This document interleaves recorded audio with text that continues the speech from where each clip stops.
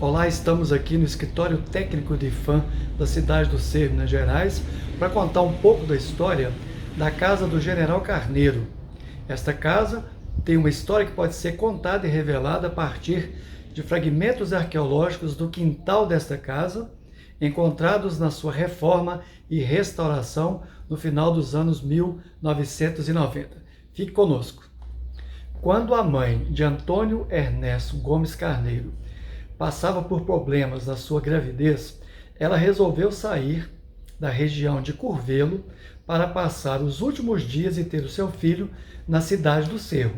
Foi aí que ela ficou nesta casa e teve o seu filho, que também foi batizado na paróquia de Nossa Senhora da Conceição.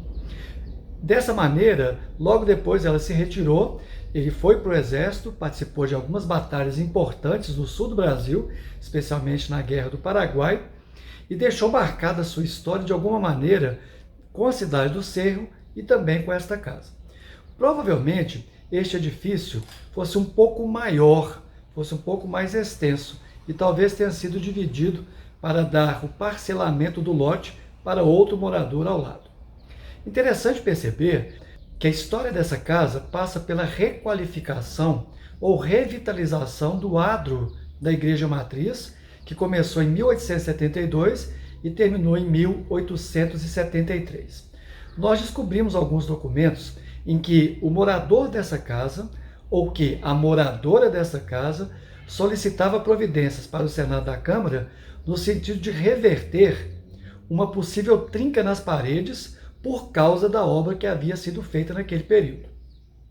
Isso quer dizer que a casa ficou, de certa maneira, depois do desaterro feito no Largo da Matriz, essa casa teve problemas estruturais. O problema foi sanado com a construção do muro que fica na frente desta casa, ou pelo menos é o que aparece na construção atual. Não há mais problemas estruturais. É uma casa de 2 pavimentos, tipicamente colonial, mostrando toda a engenhosidade de instalação na encosta norte da vila, da antiga Vila do Príncipe e atual cidade do Cerro.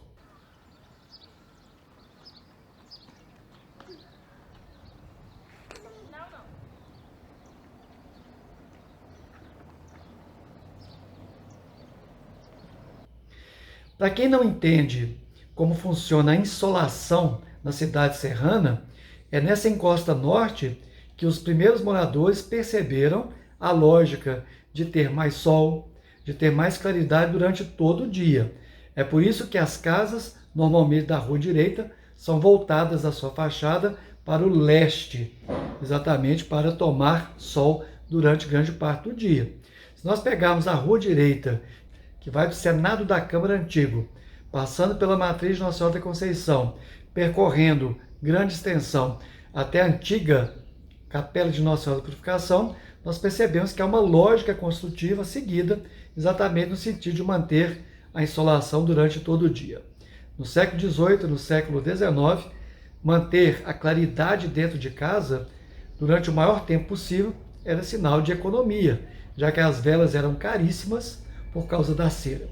Devemos lembrar que a propina no século XVIII, por exemplo, que era paga como forma de agradecimento do Senado da Câmara pelos serviços dos seus vereadores e oficiais, era muitas vezes em forma de cera. Velório, como nós entendemos hoje, que vem exatamente da expressão queimar vela, era uma coisa raríssima também naquela época.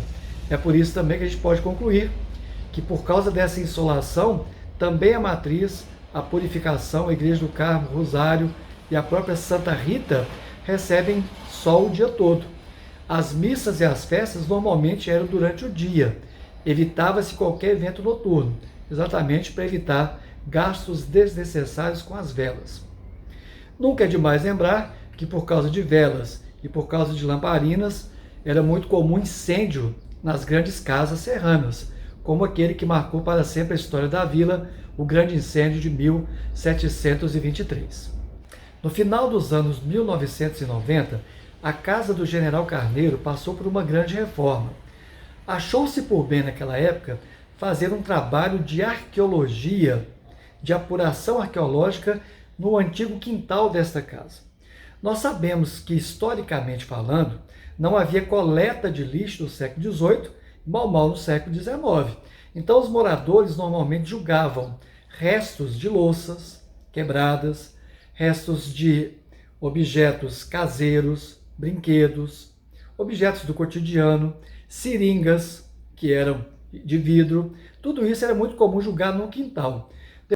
Depois fazia-se o enterramento dessas peças e algumas vezes, dependendo do produto, se fosse tecido, por exemplo, poderia ser queimado. O que foi queimado nunca mais foi encontrado. Mas aquilo que é de vidro ou de louça, de porcelana, isso restou, ficou como memória dessa casa. O trabalho foi feito de maneira bastante interessante e nós temos aqui na casa 2 nichos que mostram como que foi feita essa apuração. Nós temos, por exemplo, aqui uma panela de pedra-sabão. A pedra-sabão, muito usada no final do século XVIII e praticamente todo o século XIX, na Vila do Príncipe, cidade do Cerro, ao ponto da cidade ser conhecida como a Cidade dos Paneleiros, o lugar onde se vendiam panelas. Então, muita coisa se fazia a partir da pedra-sabão. Nós temos que lembrar que a arte de trabalhar com a pedra-sabão é a cantarilha. A pedra-sabão, em cada lugar, ela tem uma constituição diferente. A pedra-sabão serrana foi tirada lá no fundo da igreja do Matozinhos, onde também se tirava cromita para fazer o calçamento.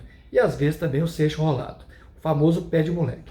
Além dessa panela de pedra quebrada, informando que ela tinha sido usada muitas vezes e depois foi descartada após a sua quebra, nós temos outros objetos de porcelana, de louça, mostrando que quem viveu nessa casa tinha acesso também à industrialização europeia, especialmente aos produtos que vinham da Holanda, da Inglaterra, chegavam até o Rio de Janeiro e depois desembarcavam na Vila do Príncipe e na cidade do Cerro.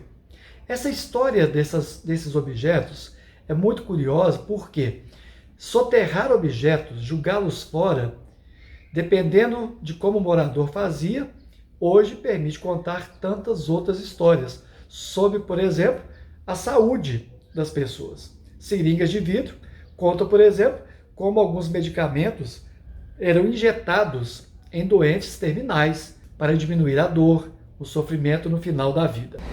Nesse outro nicho da arqueologia da casa do General Carneiro, nós vemos alguns objetos de metal. Nesse caso aqui nós temos algumas peças que eram colocadas em janelas e portas e uma chave que era usada nas casas antigamente, de ferro batido. Isso nos remete diretamente aos ofícios mecânicos da Vila do Príncipe e da cidade do Cerro. O ofício mecânico, por exemplo, de ferreiro, que era muito importante, essencial para o cotidiano da cidade, das pessoas, para a reforma das igrejas, das casas e aí por diante. Nós percebemos aqui também alguns objetos de metal, alguns talheres, no caso algumas colheres, de alguns formatos, de algumas formas. Além disso, a gente vê alguns cravos, hoje nós chamamos de prego, naquela época era cravo, e vemos também algumas cerâmicas, além de objetos em vidro. Isso tudo para mostrar que há uma tecnologia que circulava na Vila do Príncipe e cidade do Cerro. Qual tecnologia? Uma tecnologia que conectava essa casa, os seus moradores, com tantas outras cidades, como Rio de Janeiro, Londres, Amsterdã e aí por diante. Os moradores importavam todo o seu jogo de pratos, os seus talheres, tudo que era usado no cotidiano da família. E nesse sentido, então, nós temos aqui alguns objetos que sobreviveram ao tempo, a decomposição da terra. E nesse caso também a gente tem que lembrar que são objetos que contam tantas outras histórias. Nós acreditamos que, assim como a casa do General Carneiro, tantas outras casas serranas tenham também relíquias escondidas no subsolo dos seus quintais. E você, já pensou em encontrar um tesouro no quintal da sua casa?